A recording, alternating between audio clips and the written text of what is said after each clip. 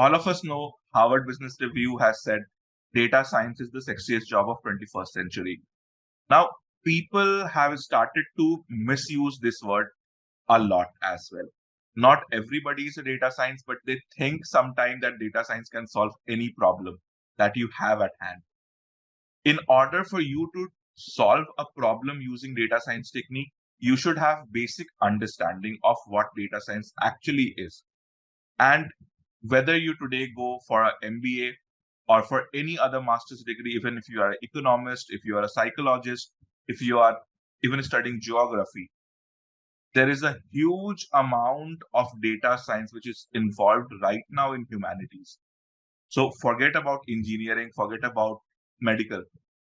Even humanities subject have now incorporated data science into them. And if you want to excel, if you want to reach and make a career in any of the other field, then also basic understanding of data science is a must. So what data science, what traditional computing has been? We used to give certain input to the computer. Some programmer who has knowledge of programming, be it Java, be it C++, used to write some program and then give it to computer. Computer used to follow whatever steps is mentioned in this program and used to give the output. Now, machine learning is completely opposite of what this is. Machine learning is, I will provide you input, I will provide you output. Now computer has to come up with a way to create relationship between input and output. And this way essentially is the program. So when I talk about this, we all have heard the word called big data. And what do we do with big data? The most important thing that we do is called deep learning. Now, deep learning also has multiple layers. I will not go into detail right now because I don't want to make this session too technical. But please understand that right now, computers themselves are smart enough to write the program for you. You really don't have to write any code. Nowadays, softwares are available where by simple drag and drop, the way we create PowerPoint, the way we create Word, you can create a machine learning algorithm yourself as well. But creating the algorithm is not sufficient. You need to understand what is happening behind the curtain in non-mathematical way. I never believe in teaching, double integration or triple integration. What I believe is understand the theory. And I'll also bust some of the questions that I very regularly get: artificial intelligence, machine learning, and deep learning. These three words are used interchangeably today. But as you can see, artificial intelligence essentially is the superset of machine learning. So machine learning is just one part of artificial intelligence. Deep learning is a special type of machine learning. We all have used Alexa, we all have used Siri, we all have used Google Assistant. All of these are essentially nothing but coming under the plethora of artificial intelligence. We right now have self-driving cars. These are also artificial intelligence. Now, the example that I have given you, they belong to artificial intelligence, but the way they work at the background is completely different. How many of you have heard AlphaGo? So AlphaGo was created by one of the leading IT firms, and it won against the world champion KJ. You all have heard now supercomputers can play chess better than any of the world grandmaster. All these are actually telling the machine how to become more intelligent, how to calculate millions of calculations within a fraction of a second. Machine learning typically is, from the beginning, is divided into two types of algorithm. One is called supervised algorithm, another is called unsupervised algorithm. What is the main difference? The main difference is essentially supervised algorithms are used for prediction, used for forecast. If you ask me how much rainfall a particular place will receive, I have a machine learning algorithm based upon temperature, humidity, a lot of other factors, wind pressure, wind direction, etc., etc. and I'll be able to give you the forecast. If you today want to ask me what would be the sales of, let's say, a cold drink in a particular part of India or in a particular part of US, I can build a model. If you today ask me what would be the stock price of, let's say, Reliance tomorrow, I can, with a certain level of confidence, give you the price prediction for tomorrow. And trust me, a lot of trading in the stock exchange today is being done by computers, what we call algorithmic trading. And this has become from, earlier, only people who knew the technique were able to do it. Today, even you and I can do the same thing. And then I have listed down various techniques which comes under supervised and unsupervised machine learning algorithm. All of these are must to know, very easy, very simple. I'll take one example. KNN, very difficult name. K nearest neighbor. K in data science stands for X. Now, I have told you about KNN. How many of you have heard about spam emails? Spam is actually a meat byproduct which was used by, no, Sandhya, which was used by military troops, and it used to contain all the parts which we don't like to eat in a meat. So therefore, the word is spam or ham. And trust me, today, if you visit any of the supermarket in US, you will still get spams being sold at those supermarket grocery stores. So now that's the history of how spam came into the world. Now the way a machine is able to detect whether an email is a spam or a ham is using the first technique that was deployed was KNN. Now what KNN is? KNN is, I'm just going to make it very simple to you. If I ask my mother, Mom, what do you think? Am I a studious student or am I a bad student or bad boy, right? In college or school days. What's the thing that my mother will take into account? How many people Gulshan is in touch with? So let's assume I'm in touch with 5 people. Out of those 5 people, how many students are actually studious and how many are loafers? That's the most simplest thing my mom will consider. My mom will not consider with whom I'm talking on WhatsApp, with whom I'm following on Instagram. She will only think how many people I know, and of those many people, how many are good and how many are bad. That was the simplest algorithm designed to be able to filter spam emails versus non-spam emails. So these are some of the techniques which is very, very, and now it has obviously with time become more sophisticated, more complicated, and much more accurate. So before you are able to make any sort of classification or any sort of regression, you need to know these basic techniques, which will be covered if you join this program. On the program part, I think Mahima gonna cover a lot more once I complete the session. But typically, what is the life cycle or what is the day-to-day life of a data scientist like me? I get to discuss the problem statement. Then after the problem statement is discussed, the business problem is identified. I'll look for data.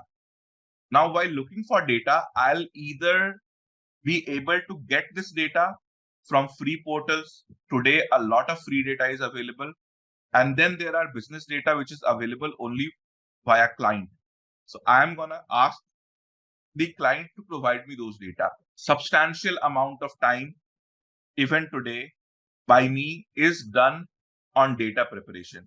Data massaging is an essential part, understanding the outlier, understanding the data, and then I proceed ahead and build a machine learning algorithm. Now, today, I really don't need to write codes. The code for all the techniques that I showed on the previous slide is ready-made available.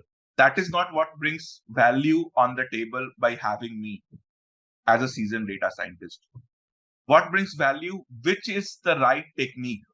What is the strength and weaknesses of those techniques? I'm able to understand. It's on the tip of my head, and I'll be able to choose the correct 3-4 algorithms and then be able to check the accuracy. Then comes what we call model deployment. Model deployment is a very, very essential part of data scientists. And in model deployment, what do? We basically scale up the model so that the model is automatically running with new data that is coming in. And by that, we are able to do prediction and then reap whatever the business benefit is. So that's the life cycle of a business cycle. Now, I'm not going to cover these in detail, but some of the examples that I really want to focus on: manufacturing, retail, healthcare, life sciences, travel and hospitality, financial services, energy and utility. Now, think about it. If I tell you that you have replaced a particular part of, if I am able to tell you when you need to change your tube light, when do you need to clean your air condition, so that you are able to run your plant very, very smoothly. We can use machine learning algorithm to do predictive maintenance, which is a very, very crucial factor. Condition monitoring. What is the condition of my plant? How is the quality of my product? Warranty reserve estimate. How many faulty product do I have right now in market which will come under warranty? By all these things, I'll be able to put aside a budget and then be able to bring my other investment more profitable. In retail, predictive inventory planning, recommendations engine, upsell and cross sell. Now, these might sound like, very difficult thing for you. If I visit Reliance Fresh, you must have seen Reliance Fresh Spar Atta, Reliance Atta, Reliance Sugar, Reliance Tea, so on and so forth. If I go and visit DMart, I'll say DMart branded product. Those all are kept at locations which is easier to reach. Essentially, they are occupying the height which is near to the average height eye of a person, because they want to sell their own product. It is called private label. And people actually go and fight. In your store, my sales was so much and so on, and you need to give me this much of shelf space. You need to place my product here. I'll again give you an example. You must have, heard about the famous case where beer and diaper are sold together. That comes from an analysis called market basket analysis. Very, very crucial. Which two product you will club together and which two product you will keep at the furthest distance. People typically buy bread and butter together, right? Before they buy bread and butter together, I want them to walk the full aisle so that they see some other tempting product and they should be able to grab one. So therefore, the assortment of different things is also right now being governed by data science algorithm. Beer and diapers being sold together. A lot of time, typically in the Western countries, the father will go out, buy a diaper. I do that for my son as well. And if I see with the diaper, I see a crate of beer, I'll be like, okay, let's grab few. So these kind of psychology, these kind of analysis with proven hypothesis and proven psychological result is already there. So whenever you are walking inside a mall, please remember some data scientist has designed those floors. Whenever you are walking inside an airport, understand that the layout of the airport is also very, very deeply designed by data scientists. It is not some architecture simply designing, here you will have this spot, here you will have that spot. No. Apart from the architecture, understanding, data science is very, very heavily involved. Healthcare and life sciences, of course, this goes beyond saying, right? Today we have smart watches that can monitor our blood pressure and oxygen level. All these have become possible due to data science. Travel and hospitality. Understand the moment Make My Trip has shown a dip, you will see a dip on Clear Trip, you will see a dip on a Yatra. They are all doing a lot of web scraping. For me to do it manually, to go on Indigo website, to go on Vistara's website, to go on, AirAsia website, it takes a lot of time. These portals are scraping the website of all these airlines on a real-time basis. Imagine how much, and for every route, imagine how much web scraping is being done. And that all is possible using data science technique.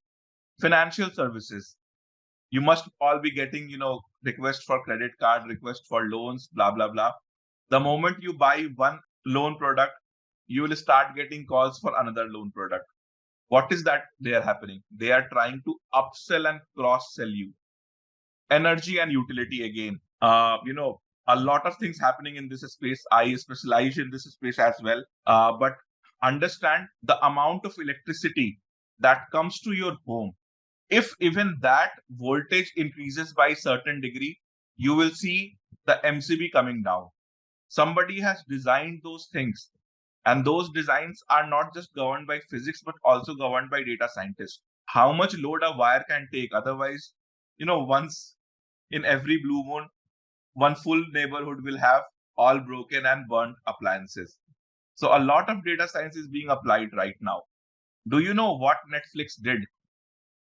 Netflix actually hosted a contest on Kaggle, and the winner was given a very handsome, huge amount of money.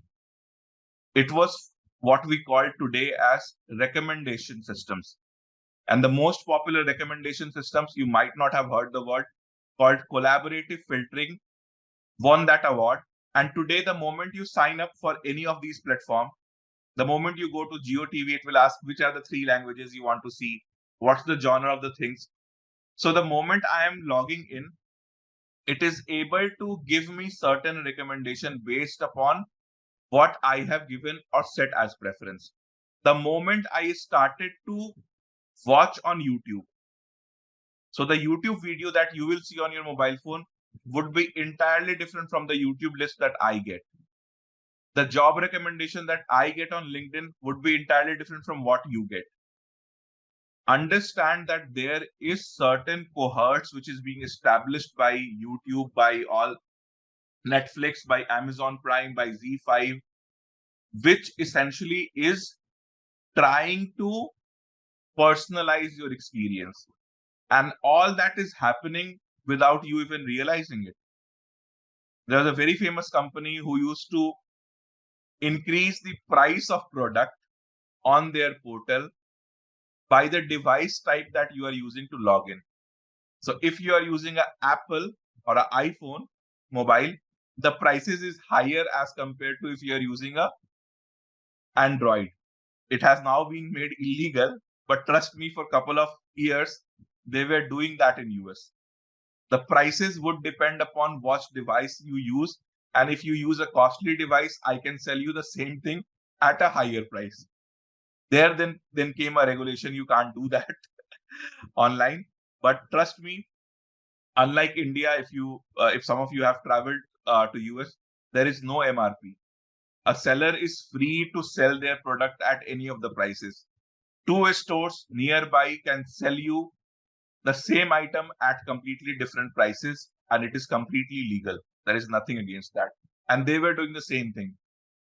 It became illegal very recently. So trust me, a lot of things is happening behind our back, which we don't even realize, but we are actually being governed by some sort of data science algorithm.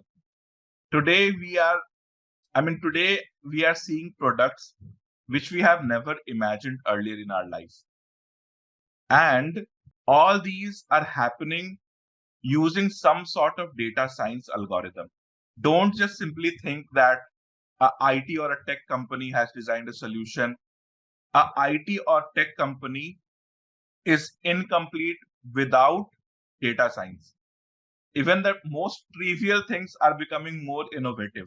Things like a shoe can be used to take selfie, a shoe that can be used to take, a scan to make payment. We have never imagined such a thing, right? So all these space, our lifestyle will change drastically. What it was used to be 20 years back and what it is today. And trust me, the rate at which it's gonna change in the next 20 years would be very, very different.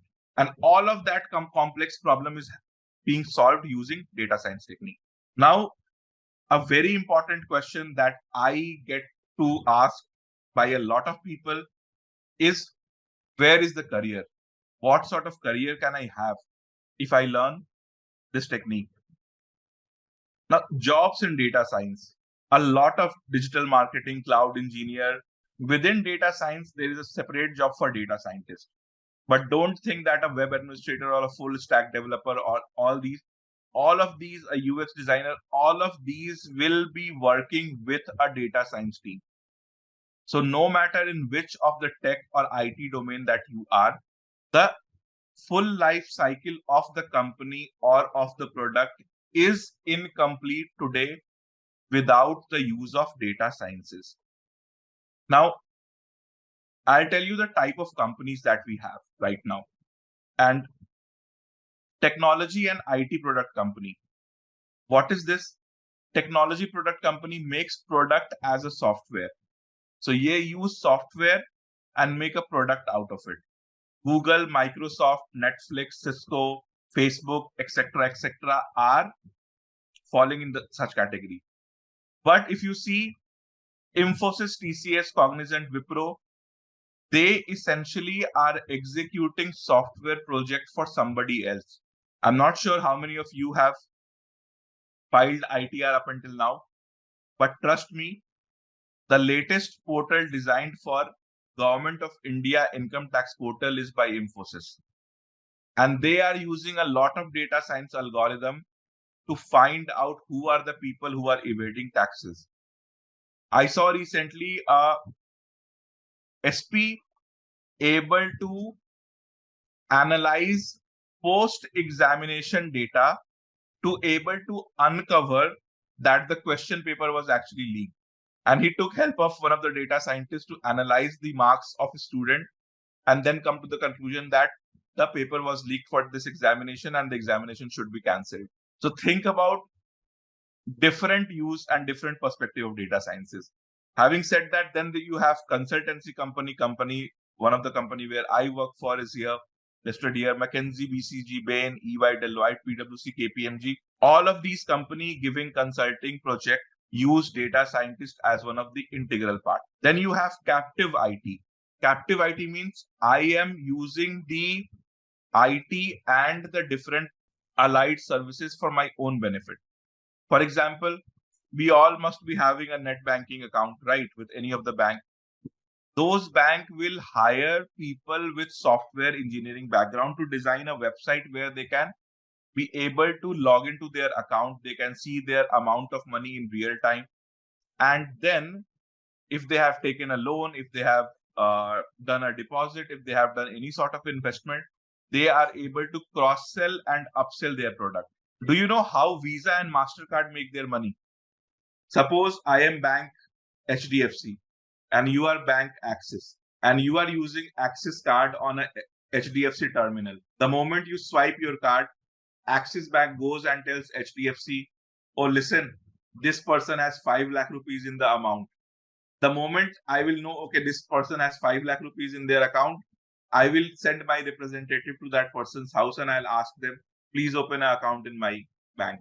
So no bank want to display the balance of a particular customer to other bank because there is a high chances of poaching. Visa and MasterCard came into picture. They said, fine, you don't share data among yourself, share your data with us. I will simply go and check your account. If you have 50,000 rupees, if you say yes, I will let the other company know and they will deduct the charges. If you have a credit card limit of, let's say, 5 lakh rupees, somebody wants to do a transaction of 5,000 rupees, I will simply go and check if this credit card has 5,000 rupees or not. If you say yes, I will let the transaction happen. And in order for me to provide you that service, I will charge a very, very small commission. The very small commission is roughly about 2% nowadays. In general, it can vary slightly lower, but they are using a lot of data science technique to be able to classify their customer, to be able to detect if any fraud transaction is happening.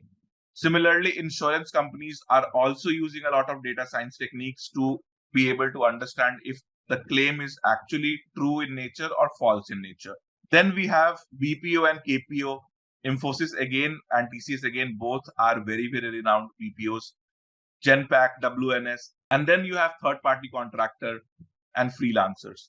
So you see that these are the type of companies and some of the examples that I wanted to share with you. Now, product-based company, you must have heard the word SaaS, PaaS, so many difficult.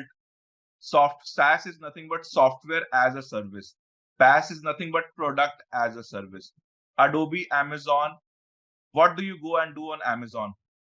You go and do shopping, right? But do you know the biggest revenue today for Amazon is not from its shopping portal at all?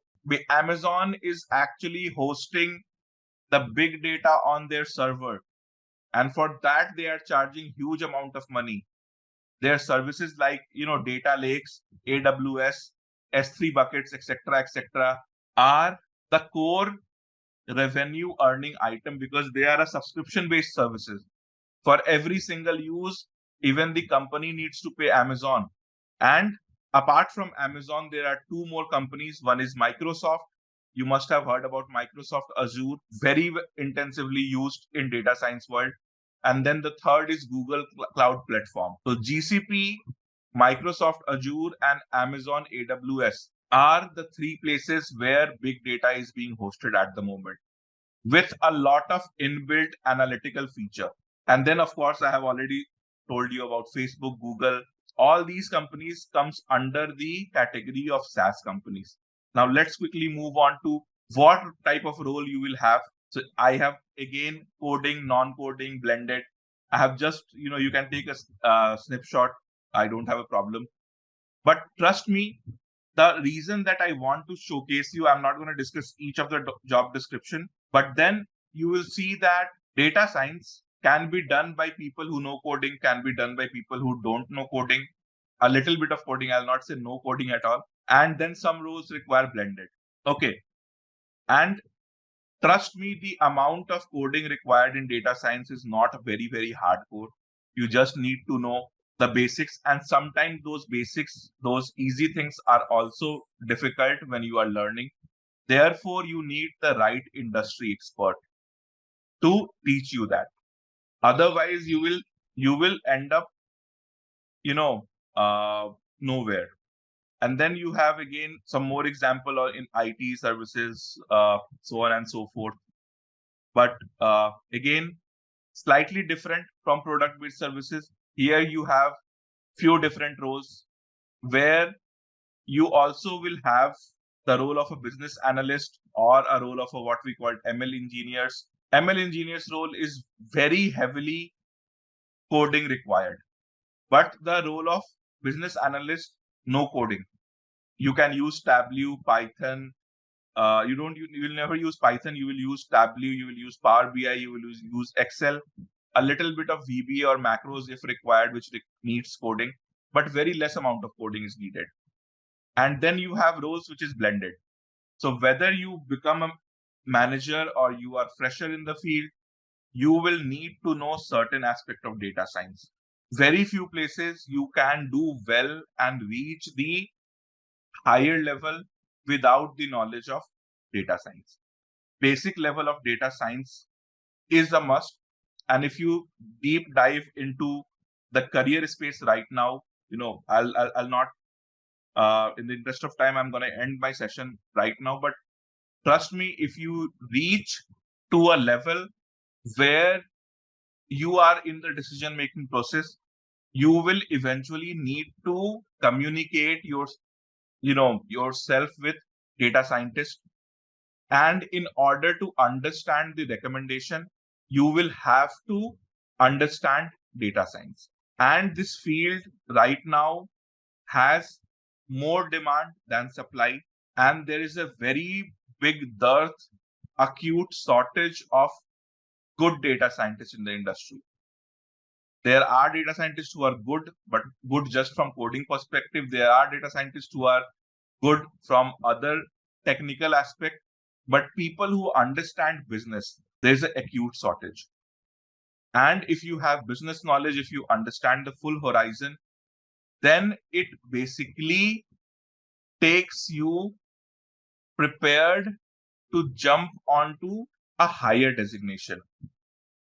Not everybody gets a promotion in any of the company, but the people who are promoted are very, very less, and they are the people who have been able to perform.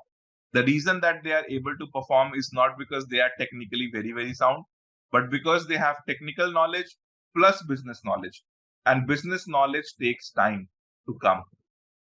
So I'm going to end my part of the session